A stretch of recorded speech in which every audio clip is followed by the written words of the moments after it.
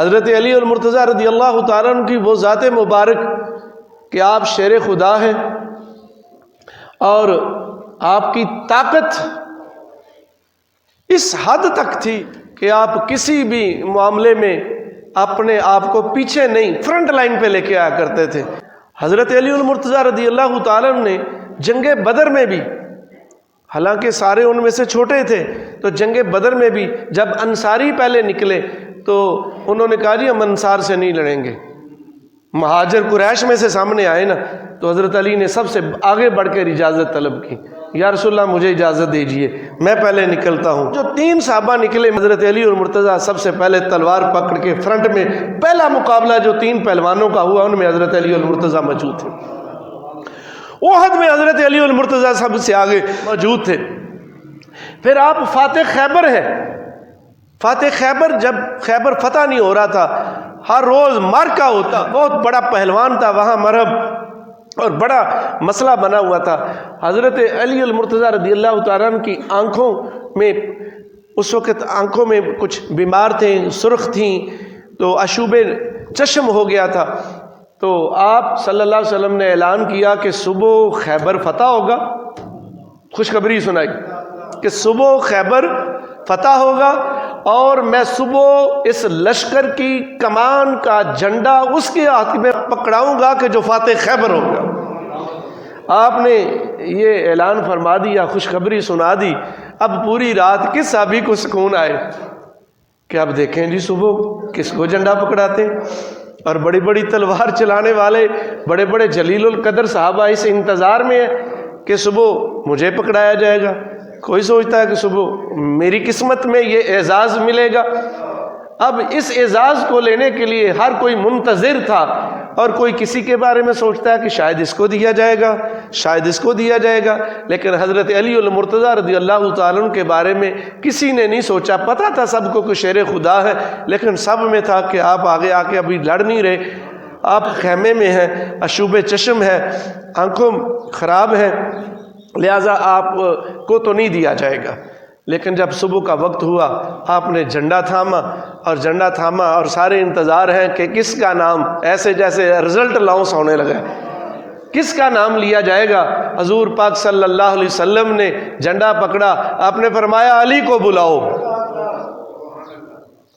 علی کو بلاؤ۔ تو جب یہ بات نکلی تو صحابہ کہنے لگے یا رسول اللہ وہ کس طرح لڑیں گے، آخر آنکھوں سے دیکھ کے لڑ رہے ہیں، آنکھیں ان کی کھل نہیں رہی، اشوب نظر ہے۔ آپ نے فرمایا علی کو بلاؤ تو صحیح نا۔ حضرت علی رضی اللہ تعالیٰ عنہ کو بلایا گیا، آپ نے کہا علی جھنڈا پکڑو اور میرے پاس آؤ۔ پاس آئے، اپنا اپنا لعاب لیا، آنکھوں میں ڈالا، سیکنڈ میں آنکھیں ٹھیک ہو گئیں۔ آپ نے فرمایا علی جھنڈا تیرے ہاتھ میں اور فتح بھی تیرے اوپر ہے۔ آپ ذرا دیکھیے کہ حضرت علی المرتضیٰ رضی اللہ تعالیٰ عنہ جب جھنڈا لے کے لشکر کو آگے بڑھے تو اس مرحب کا بھی مقابلہ کیا۔ جو خاص بات ہے کہ وہ قلعے کا جو دروازہ تھا کتنا مضبوط دروازہ ہوگا، کس طریقے سے لگایا ہوگا۔ جب قلعے بنائے جاتے ہیں تو دروازہ کس حد تک لگایا جاتا ہے، آپ کے اندر وہ طاقت، وہ تلوار حیدری جس کو شیر خدا کہا گیا، آپ نے دروازے کو ہاتھ سے پکڑا اور وہ دروازہ اکھیڑ کے ایسے پھینکا جیسے ہاتھ سے کسی ایک چھوٹی سی چیز کو پکڑا وہ پھینک دیا جاتا ہے۔ لوگ حیران ہو گئے، روب پر دبدبا پڑ گیا کہ جس انسان نے قلعے کا دروازہ پکڑ کر کھیڑ دیا اس کے آگے اب چیز کون سی رکے گی۔ جب آپ بوڑھے ہو گئے نا تو بڑھاپا چھا گیا، کمر تھوڑی سی جھک گئی، کوفہ میں بیٹھے ہوئے تھے، ایک بندہ زیارت کے لیے آیا، باتیں ہوئیں، زیارت کی، کہنے لگے کہ آپ وہیں علی ہیں جس نے خیبر کا دروازہ کھیڑا تھا؟ انہوں نے کہا جی میں وہی علی ہوں۔ کہنے لگے بس پھر وہ وقت تھا، اب تو آپ بوڑھے ہو چکے ہیں، آپ کو جوش آ گیا۔ آپ نے کہا میں بوڑھا ہوا ہوں، میرا ایمان بوڑھا نہیں ہوا، اگر آج بھی موقع آ جائے تو میں ابھی بھی دروازہ اکھیڑ کے پھینک سکتا ہوں۔ پتہ یہ چلتا ہے کہ وہ جو طاقت تھی وہ ایمان اور تقوی کی طاقت تھی۔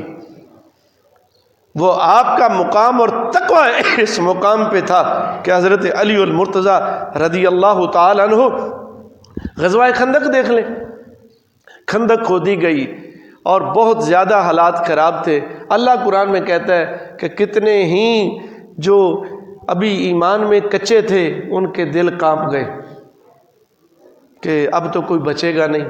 اندر سے منافقوں نے بھی، جو قبیلے تھے یہودی، انہوں نے بھی بغاوت کر دی، انہوں نے بھی اسلحہ جمع کرنا شروع کر دیا کہ ادھر وہ حملہ کریں، ہم ان کے گھروں کو لوٹ لیں گے، ان کی عورتوں کو ذبح کر دیں گے، ان کے بچوں کو ذبح کر دیں گے۔ ایسے حالات پیدا ہوئے، خندق کھود لی گئی، دونوں طرف فوجیں تیار ہو گئیں۔ اللہ رب العزت جب مدد آتی ہے اس وقت بھی کیا ہوا کہ ان کا جو پہلوان تھا جس سے بڑے بڑے نامور جنگجو ڈرا کرتے تھے، وہ اپنا گھوڑا دوڑا کے خندق کو عبور کرتا ہے، خندق کو عبور کر کے اپنے گھوڑے کی ٹانگیں کاٹ دیتا ہے اتنے جوش میں، اور کہتا ہے کوئی میرے مقابلے میں؟ اور اس نے جب پہلی دفعہ کہا نا ہے کوئی میرے مقابلے میں نکلنے والا، تو کوئی اٹھا نہیں تھا۔ اور جب دوسری دفعہ اس نے مبارزت کے لیے پکارا تو پھر بھی کوئی باہر نہ آیا۔ جب تیسری دفعہ اس نے کہا نا تو حضرت علی المرتضیٰ رضی اللہ تعالیٰ اٹھ کھڑے ہوئے کہ یا رسول اللہ مجھے اجازت دیجیے۔ تو رسول کریم صلی اللہ علیہ وآلہ وسلم نے اٹھ کر کیا پھر کیا؟ ذرا الفاظ سننے والے ہیں۔ آپ نے تلوار حضرت علی کو تھمائی اپنے ہاتھ سے، اپنی دستار اتار کر حضرت علی کے سر پہ رکھ دی اور فرمایا علی تجھے اللہ کے سپرد کرتا ہوں اور اس دشمن لائن کو تیرے سپرد کرتا ہوں۔ الفاظ میں بات تو واضح کر دی کہ تجھے رب کے سپرد کرتا ہوں اور اس کو تیرے سپرد کرتا ہوں۔ اور آپ تلوار لے کر اس کے سامنے آگے، اور وہ اپنے تکبر اور طاقت اور جوش اور اپنی شہرت کے گھمنڈ میں تھا۔ اس نے کہا جی وار کریں۔ حضرت علی نے فرمایا میں پہلے وار نہیں کیا کرتا۔ اور پھر اس نے جب تلوار چلائی، آپ نے اس کی تلوار روکی، اور پھر جب تلواریں گونجنے لگیں، گرجنے لگیں، اور ان کی چھنکار اور پاؤں کی دھول سے دیکھنے والوں کو دونوں نظر نہیں آ رہے تھے۔ دھول کے اندر تلواروں کی بس چھنکار کی آواز باہر آ رہی تھی۔ پریشان تھے کہ اب دیکھیں کیا رزلٹ نکلتا ہے۔ کافی دیر مبارزت ہوتی رہی، اور اس گرد و غبار کے اٹھنے کے اندر سے جب اللہ اکبر کی آواز آئی، اور پھر دیکھا کافروں کے اس متکبر پہلوان کو دو ٹکڑے کر کے نیچے گرایا ہوا ہے، اور حضرت علی المرتضیٰ نعرہ تکبیر بلند کر رہے تھے۔